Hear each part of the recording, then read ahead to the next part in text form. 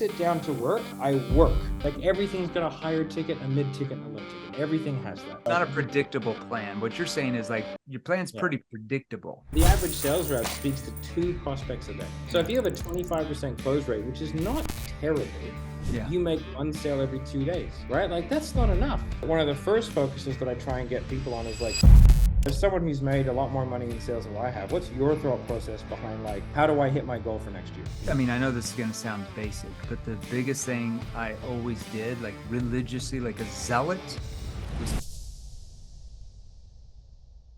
All right, Jeremy Miner, welcome to another episode of Closers Are Losers, here with our CEO, my business partner, Matt Ryder. I will be visiting you in the Sydney, Australia office next week, man. I'm leaving here in a day and a half. No, 1 day. I leave in 24 hours. So there you go. By the time this is played, I'll already be there and probably back. So look at, I haven't even been to the Sydney office since it opened right before COVID.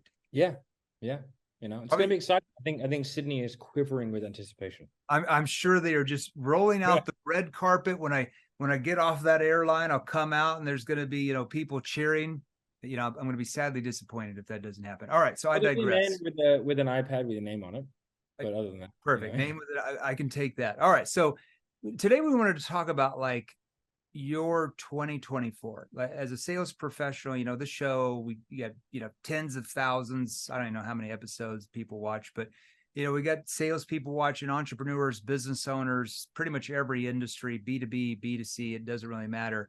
And you might be thinking like, hey, had a pretty good 2023, or maybe my 2023 wasn't so great. What do I need to change in 2024? This has been a subject that a lot of people have been asking us, that Matt, has been working on, even with our own internal, sales force that we have here at 7th Level. Matt, setting goals that you can actually make and knowing what to do is, what are your thoughts about what the average salesperson does when they set their goals? Well, I think, first of all, the average salesperson doesn't set a goal. That's they true. Just go, wouldn't it be nice? Right. Yeah. Which is why, the sales distribution curve looks very similar to athletes. Yeah. I mean, it's just very, very pointy, right? And so, but I think the ones who do set goals, it's very generic, non-planned out. I want to make 500 grand. It's $1,000 a sale. I got to make 1,000. I got to make 500 sales, which equals, X amount per month, X amount per day, and I'm done. Not thinking the fact that the first week of July is going to be terrible. The last week of December is going to be terrible. The first week of January will be terrible. Yeah. There'll be marketing issues during Black Friday and Cyber Monday. There's going to be this, there's going to be that. Like every industry is different. Like if you're a retail, like a guy was selling mattresses the other day, one of our clients, and he was like, I'm going to do this. I was like, you can't do a mattress per day, mate, because like, first of all, is that 7 days a week or 5? I go, second of all, when are the high traffic times for your business? Because you might sell 5 a day during a high traffic period. You know what I mean? Like, when are the promos? When are the, all these things come into effect. And then what you do is, if you think about that stuff, you start thinking, well, how many are going to be new sales? How many are referrals? How many are upsells? Yeah. And then you go, okay, this is my new sales target. This is my upsell target. This is my referral target. This could be my cross-sell target. If they're selling mattresses, they have one for the master bedroom. Now they need it for the guest bedrooms or whatever. Yeah. Exactly. And then from there you go, okay, cool. Those are my targets. What's the distribution of my higher ticket? Like everything's got a higher ticket, a mid ticket, and a low ticket. Everything has that for the most part, because there's always add-ons that make the, like on mattresses, you get the extra thick pillow top, you get the extended warranty. Oh, dude, I buy the $300 pillows, the gel ones, man. I'm all about it. I buy new ones every year. Yeah. Sign me up. Yeah. So like, there's always those things, right? And so you go like, what's the distribution of those things? Is it 50% mid-tier, 25, what is it, right? I know the distribution of the 7th Level sales. I know that 53% of all sales are NEPQ 3.0. I know that. That's right. Our core offer for an individual. Yeah. And so, like what we can do is then take that, we can plan that, and then we can break that up over the quarter. I know Q1 and Q4 are going to be better than Q2 and Q3 for us. So I'll factor that in. I know that January is better than February and March. I know that December is better than October and November. So like I can plan to have outlier months. Yeah. Right. And I can plan to have low months. Like July is not going to be great. Yeah, right? everybody's traveling in the United States and stuff if you're selling in that market. And for most countries, people are traveling in the summers. Yeah. You can even ask ChatGPT for historical sales figures for your industry by quarter. That's insane. Is Let if me tell you. everybody's not doing that, you should go there right now and find out historic like sales numbers per month, per quarter, so you can actually like plan this out that Matt's talking about. And then if there are any key factors that really affect your business, like if you're very seasonal, right? Then you can ask ChatGPT, hey, what are the most common travel times in the US for families in your demographic? And then from there, it tells you, hey, 82% of all families from July 1st, July 18th are on holiday. Okay, maybe I take a holiday then too. Yeah, exactly. Right? Maybe I should You go to know what I holiday mean? when all my prospects are on vacation, hard to get a hold of. Yeah. So like, these are things then from there, like you plan that, and then you're not in this headspace where you're like, I have to hit 3 sales a day. And then you hit 2 one day and you're like, I got to do 4 tomorrow. Then you hit 2 and I got to hit 6 the next day. And it's like, it's not how life works, guys. And It's so not a predictable plan. What you're saying is like your plan's pretty predictable. yeah, exactly. And so you've really got to think about it. And actually sort of plan for like reality, you know what I mean? And then from there, plan on your skill set. Maybe you don't have it in you right now to make that much money next year, unless you have outliers in certain things. So maybe you don't plan for it.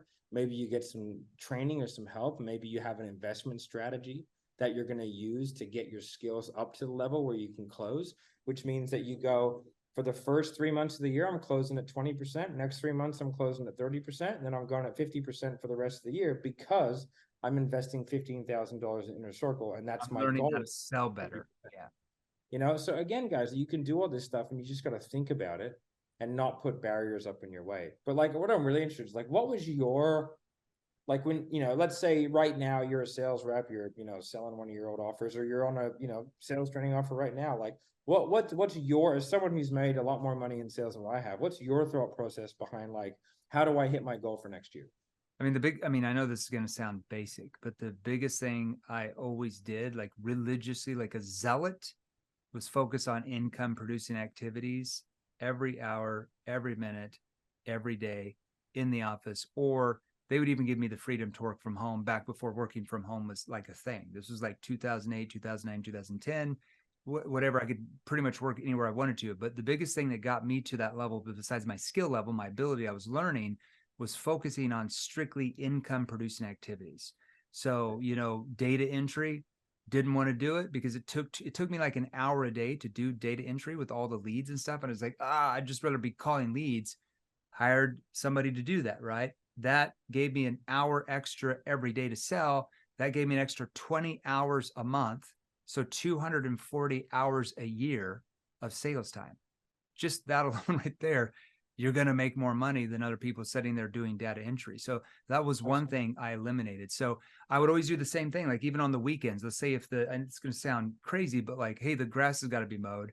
I can either take 2.5 hours to go mow the freaking whole lawn, or I can just hire somebody. And in that 2.5 hours, I can learn how to sell more. I can go through a different training program, or instead of, fixing the toilet, I'll hire somebody to $25 an hour. That would have took me 6 hours because I don't know what the hell I'm doing. And I would just work and focus on income producing activities. So just strictly income producing activities, there's other factors, but income producing activities definitely gave me a leg up for sure over anybody else.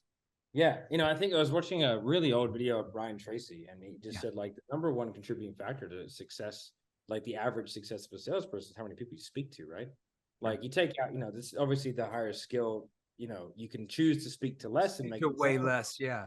Right. But more. Like, the average sales rep speaks to 2 prospects a day. Wow. That's right. So if you have a 25% close rate, which is not terrible, you make 1 sale every 2 days. Yeah. Right. Like that's not enough.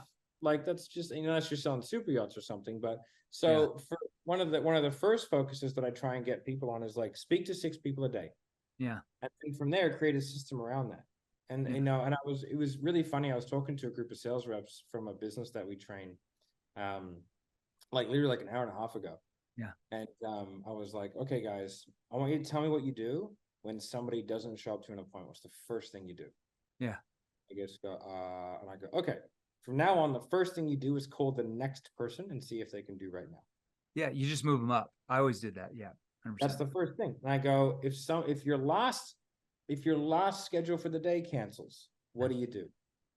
Oh, we'll finish early. No, you call the person at that same time the next day and you ask if they can do the same time today. Yeah. Right? Like that's how you do that. No, so true. I would always stack my calendar. So, I would call outbound leads and then typically book them on the calendar, right? We didn't have the thing that a lot of people have like, oh, these inbound leads. I'm like, they're the order takers. So I would call leads, 5-10 minute conversation, book them on my calendar, and I would stack them. So if somebody didn't show up, I wasn't just sitting around, right?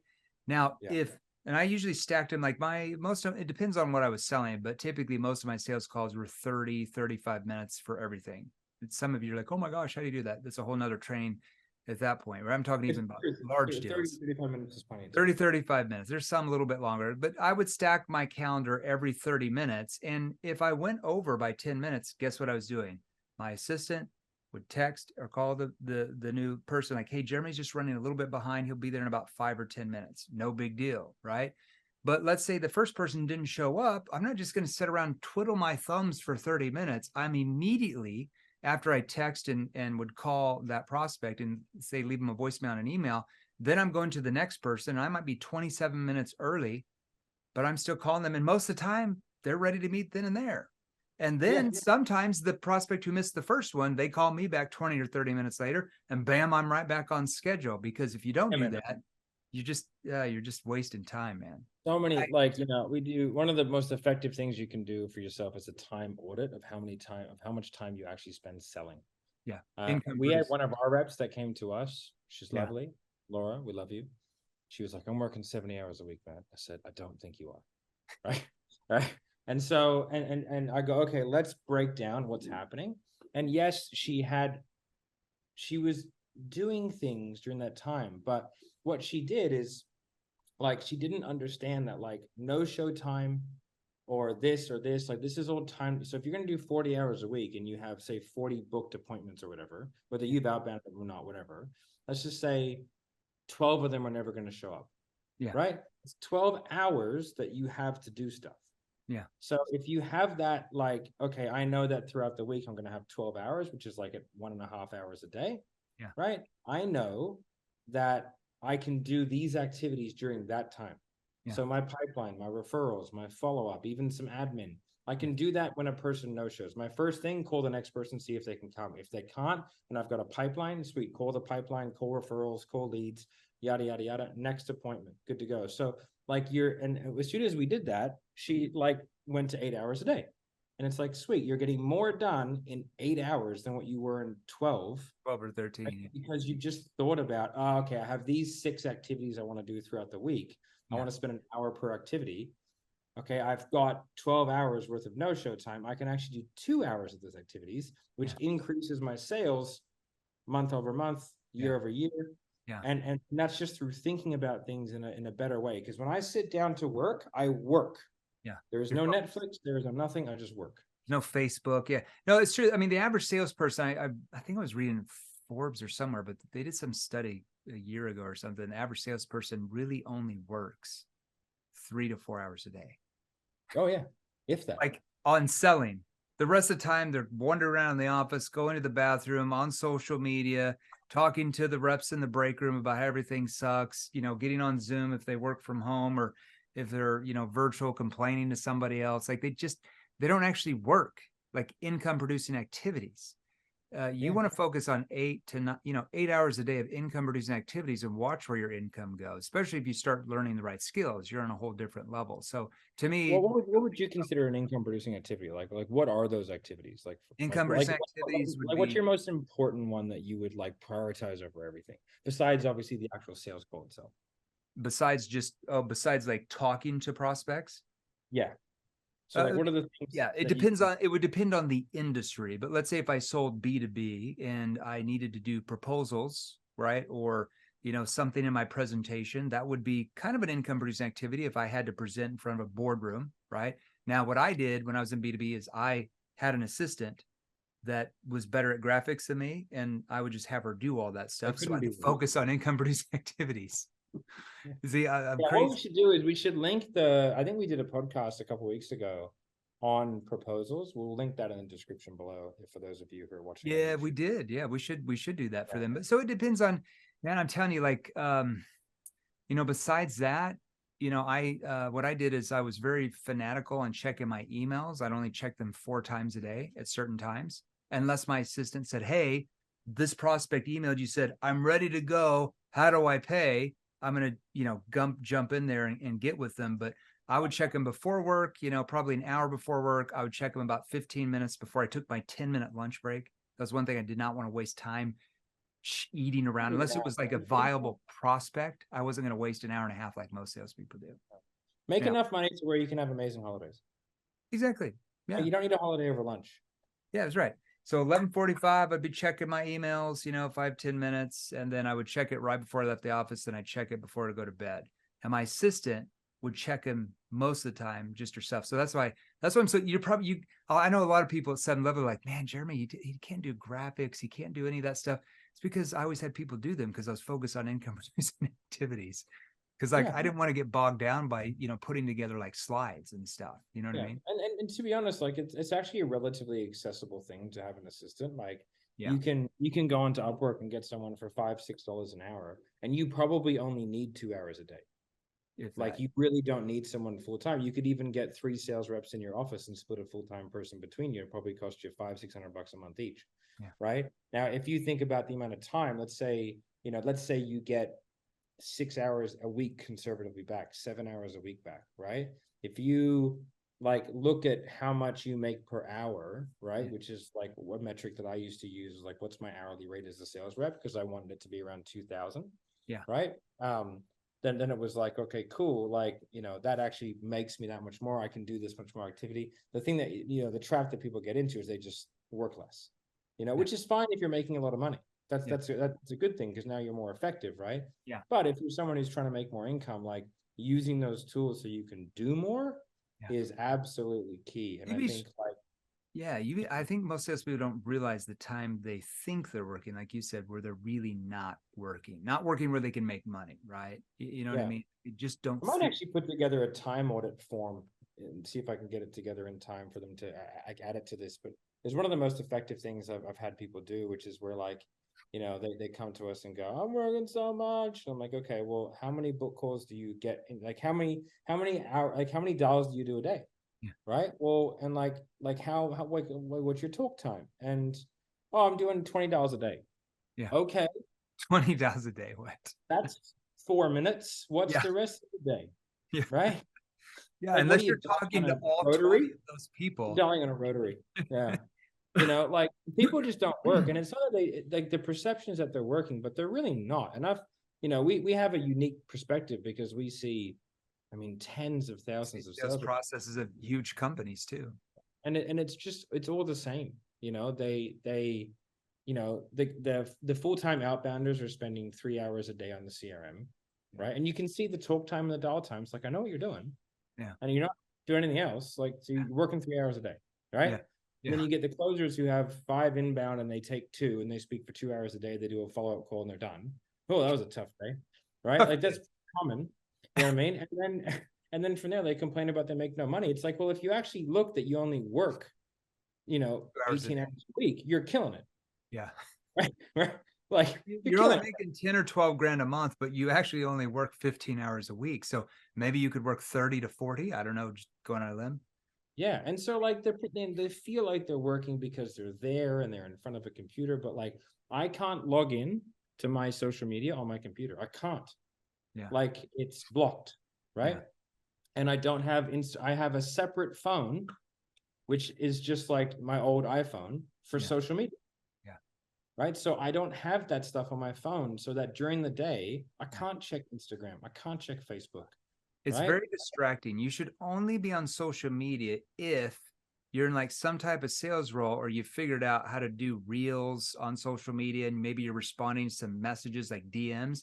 We're not talking about that. But if you're in a place where you're not doing that, like get rid of that phone. But we use it obviously very effectively here at 7th Level. Had I had social media like it is now 10, 12, 15 years ago, would I have had to do as many cold calls? Probably not. I could have done reels about my expertise in debt relief services or when I sold alarms or, when I sold conferences and things like that and probably generated a ton of leads just that way, right? So, you know, it depends on what you do with social media. If you're actually using it for income producing activities, or just, you know, watching your ex-girlfriend post about her cats or something, you know.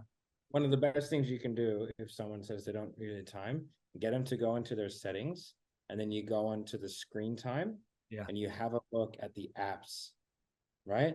And you say, Marco was recently working with 3 girls, well, three women that came in. They were averaging about 3K a month.